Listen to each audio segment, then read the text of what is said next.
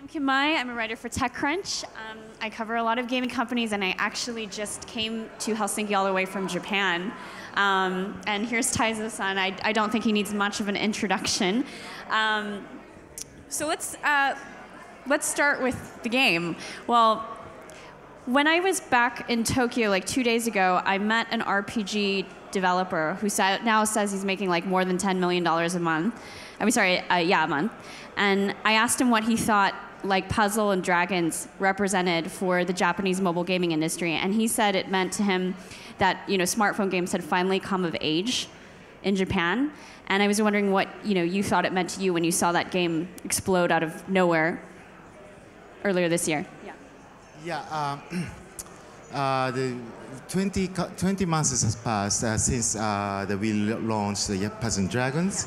And it's still growing. Every month, the over 1 million subscribers coming newly. Yeah. And also, the GungHo released the new title called Divine Gate and so on. So, so far so good. For example, we just launched the new title only in Japan for the Google Play, and we got over 1 million subscribers in 3 weeks. So so last 3 years we struggled how to create the best game in the mobile gaming space. But in these days we got some know-hows to create good games especially designed for the mobile experience. One of the things that was remarkable to watch was GungHo's stock price and how the market cap, even briefly surpassed that of Nintendo. When you look at how the market's valuing the company today, I think it was around $10 or $11 billion. Yeah. In these days, last week there's some decreasing. Yes. Some reviving. I'll get to that in a second. But when you look at how the market's valuing the company, how can GungHo be worth $10, $11 billion basically on one game or one title? Honestly speaking, we couldn't imagine such a big phenomena. So all we did is just focusing and creating a good game only. So today our market cap is kind of $10 billion or something like that. But the GungHo team all focus on creating a new game, best game only.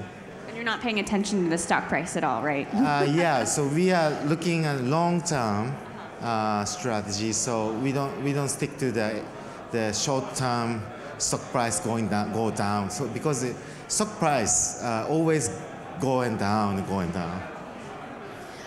So coming back to that earlier point that you brought up, this month was the first time that you guys reported numbers for Puzzles and Dragons that were kind of holding steady or maybe declining a little bit.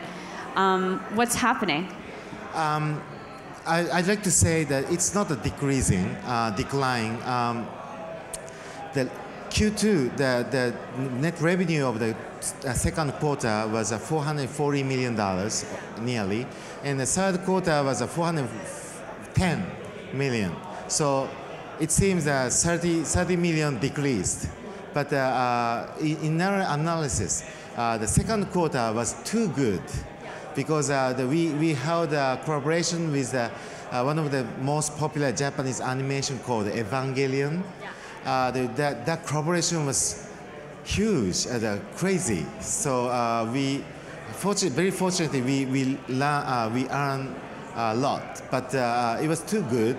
So third quarter, so it seemed that decreasing some, but I'm confident that in the fourth quarter, this quarter, that we revive to the same level or to some extent overwhelm the second quarter. So our title is still growing. So we are not thinking that we are saturating. So I want to ask you, what's the backstory on how the Supercell deal came together? You guys were already cooperating a little bit on cross promotion. Yeah. Why did it start to make sense to do a transaction like the one we saw? the producers and directors of the Puzzle Dragons met the directors of the Clash of Clans first, and they become very close good friends, and so we naturally reached to the conclusion that the cross-promoting each other, and the result was really nice. For example, at the time, especially in Japan, the Supercell was not known in the Japanese market, and so very few people are playing Clash of Clans. But we introduced Clash of Clans in the Puzzle Dragons, and then our customers start downloading the Clash of Clans. So in a couple of days, they become #1 in free app downloading in the Japanese App Store. And so that was very helpful for them. And on the other hand, vice versa, they introduced our title in the US or UK and other countries, and the result was really nice. So in that sense, we are very satisfied each other to the results. And also, the more important thing is that our philosophy of the development, creating the best game, is very similar. So we naturally respect each other.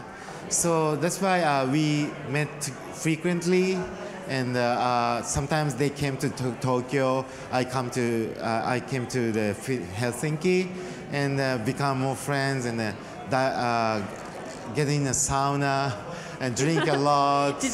Lost memory in Helsinki, and hung out the Tokyo Roppongi. Yeah. Then we became very close. Then we reached to some consensus to become a same family. Same family. But I mean, this is a $1.53 billion deal. Like, yeah, that's a lot to. Yeah. So how did small. it jump to that? Like, how did you decide to set up the deal financially? Yeah. Iluka and the Supercell management team really wanted to maintain their company for a long time. So they're pursuing the long-term strategy. So, but actually, they invited the venture capital's money. So they have to go public so that the investors can exit. But they were wondering, is that the right decision for the Supercell teams? So they shared such an honest question. So I was answering the many experience things, know-hows, and then if you really like to pursue the long-term strategy, then we might be able to be a kind of the investor, shareholders, because we are not the venture capital, so we don't need a short-term return. So and also just for information, Martha, my brother, is making a 300-year vision. So he's pursuing a 300-year strategy. So that's why we are very long-term. So we synchronized totally. So then we reached to the conclusion that we will invest to their. How did you come to the valuation on that deal? Actually, so we assigned a financial advisor each other. So financial advisors gave us some proper advice about the valuation or financial structure, taxing, and everything. And it came close together. It was similar. Yeah, of course. Always buyer like to sell a high price, and seller, and the buyer like to sell, buy the low price. So at the beginning like that, but gradually it's to the compromise. What's interesting to watch is in the Japanese market, I mean, we see cases like yours, where you got to, I think the market cap peaked at somewhere like 15 billion or something crazy. But when you look at Western markets, Western public investors, I think they have a lot of trouble kind of understanding how to value gaming companies when you look at the case of Zynga or EA or others. What do you think is the difference there? What do you think is happening there? I think the investors, shareholders see the huge potentiality of the mobile gaming because, as you know, even today, only the 1 billion users are using smartphones, but the population is over 55 billion people. So still, there are a lot of space to grow more, the market size-wise. So in this mobile gaming space, the platform is very universal, the Google and Apple. So the mobile gaming company, there's huge space to grow more. So that's why the shareholders, investors see the high potentiality to the mobile gaming company. So that's why I think the stock price is really high. But our weakness is, for example, the GungHo is depending on the one title too much. So that's why the stock price is not stable. So how is Divine Gate doing so far? Divine Gate, how is it doing so far in Japan? Divine Gate so far so good.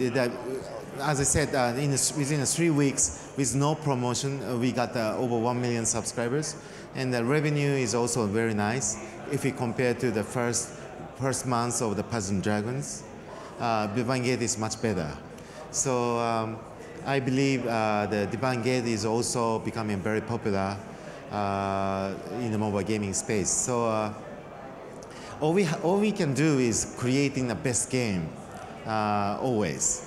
So we will focusing on creating the best game only. We don't care too much about the stock price or market cap and so on. One of the things, so this is actually a question from the audience. One of the audience members asked me, you and Ilka have talked about making both of your portfolio of titles like a lot more social. What does that mean? Is that like something where you're going to see more chat kind of features or integrated into games, or do you like look at launching some kind of like standalone? Social feature is very interesting feature to entertain the people, but it's not the main dish. The social feature depends on follows the game mechanics. So if the game is suitable for the social features, then we will put many social features. But if not, we don't put so much social features. For example, the Puzzle Dragons, they don't. That game doesn't need social features so much. So we put, to some extent, we put embedded some social features, but unlike the Facebook games, we don't put so many social characteristics, for example. So what I like to say is that the social features or some other features depends on the game mechanics. But it would be limited to that game. It wouldn't necessarily be a cross-network kind of effect or cross-network. Yeah, in these days, actually, smartphone is a communicator. So to some extent, if we put some social features, then the game become more fun, and also it's very good for the new customer acquisition. So it's a viral effect works. So, so we are not making a game to create the social network. So we are just a gaming company. So all we focus is just creating good games only. So one of the things that's kind of interesting to watch, it feels like the grossing charts in Western markets feel quite stable. Like the game developers that were there a year ago seem to be there today. But when you look at the Japanese market, it feels very, very volatile with new companies coming up like every couple months or so. What's happening there, and do you have any predictions? Do you think that it will stabilize in the same way that Western charts have stabilized? Japan is one of the most competitive markets And I think also the Korea is also very competitive because within such a small country, there are so many game developers. And as you know, Japan is a mother country of the Nintendo or Sony PlayStation. So there are so many games. So that's why there are so many good game developers there. So many game developers will keep on creating a new titles. So that's why the top chart is very volatile, dynamic. But on the other hand, the Western market, so there are big franchise like a Supercell or a EA or GameLoft or and so Kabam, Zynga and so on, but very limited players. So if we compare to the Japan or Asia, the Western market is relatively stable, but even in a Japan or a Korean market, in my opinion, if you look at the history of the PC online games, the dominant titles last for a long time. For example, the World of Warcraft lasts over 10 years, and League of Legends and or Lineage, which is Korean MMO games, still survives even today. So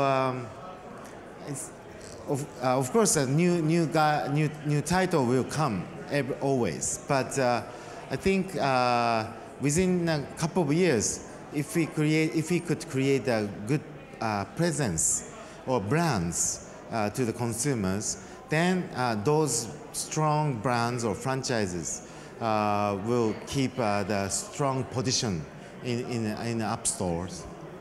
So I think that this year or next year or next 2 or 3 years is very, very important period to get a presence. And then if you could get a good strong position, then for the next 5 or 10 years, we can survive, I think. Yeah. I mean, one thing that former EA CEO John Riccitiello has brought up in critiquing the mobile game market as it exists today is he said in the past that he doesn't necessarily believe that a lot of the franchises that are out there right now necessarily have the same type of durability, say, that some of like EA's classic like historical franchises have had. And even when you look at the market now, I mean, Clash of Clans has only been out, I don't know, since 2012, and Puzzles and Dragons has been out for 18 months. What do you think it takes to make those brands enduring and lasting?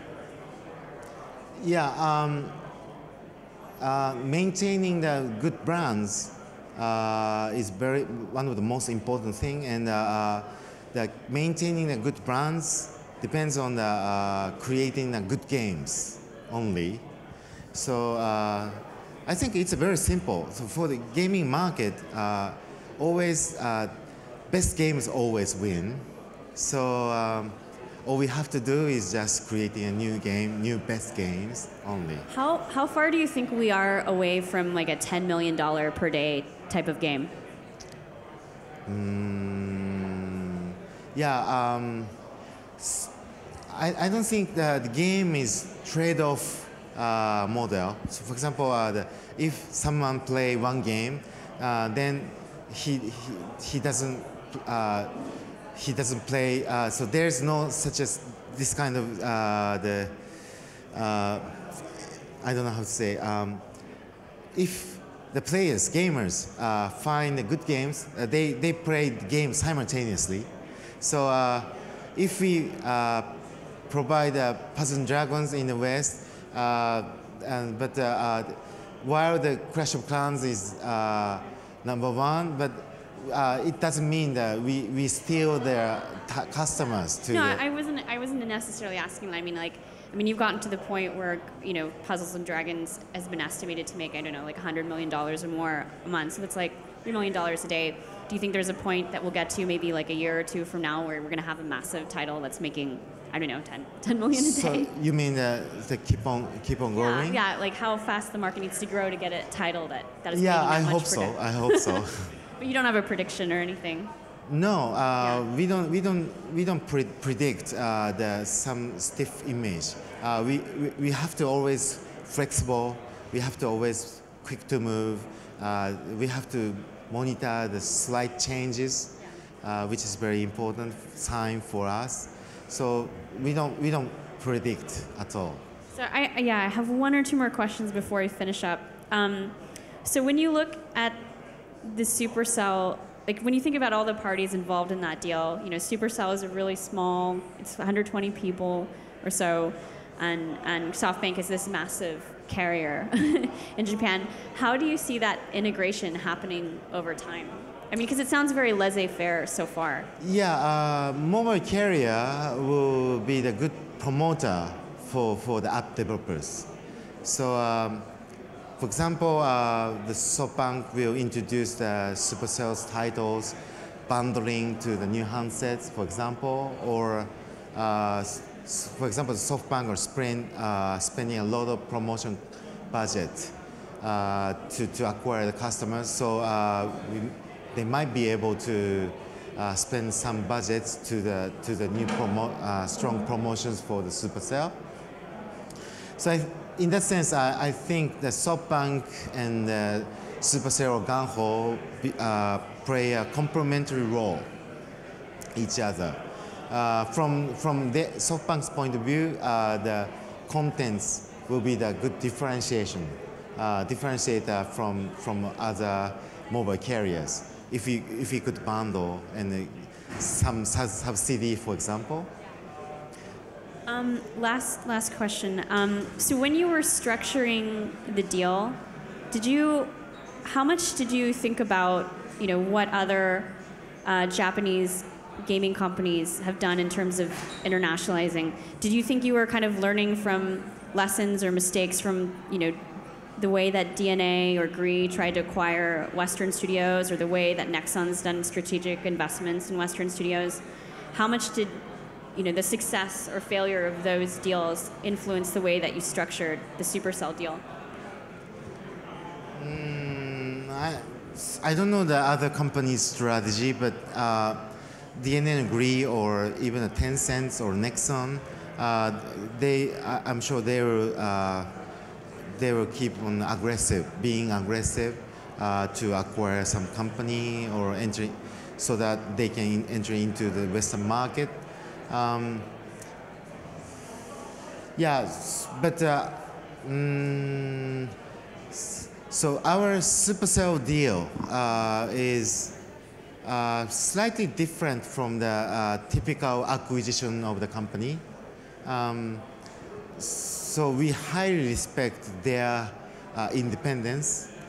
So we acquired the 51% majority of the shares, but we won't control them as a biggest shareholder.